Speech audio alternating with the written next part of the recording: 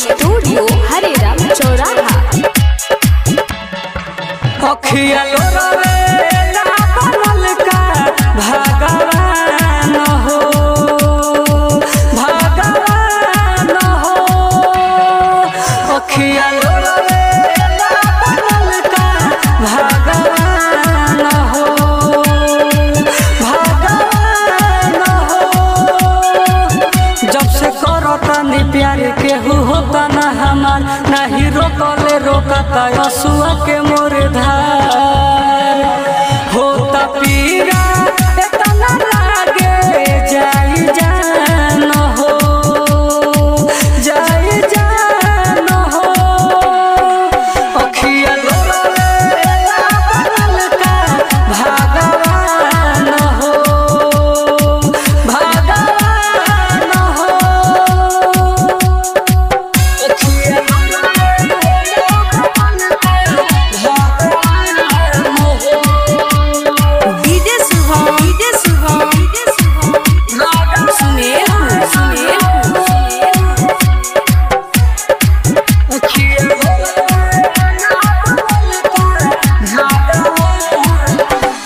गलत बाका इहे चलत बाका, दिलवा कांटा बन के सबके हालत बाका। प्यारे गलत बाका इहे चलत बाका, दिलवा कांटा बन के सबके हालत बाका।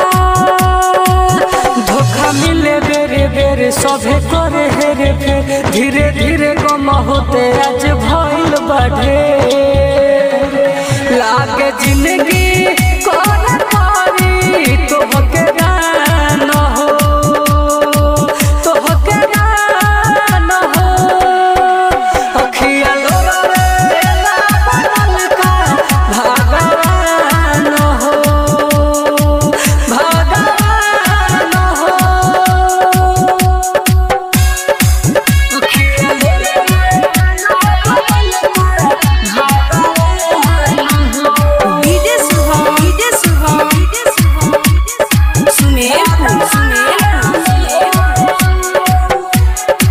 मिक्स बाय धूम रिकॉर्डिंग स्टूडियो हरे राम चौराहा।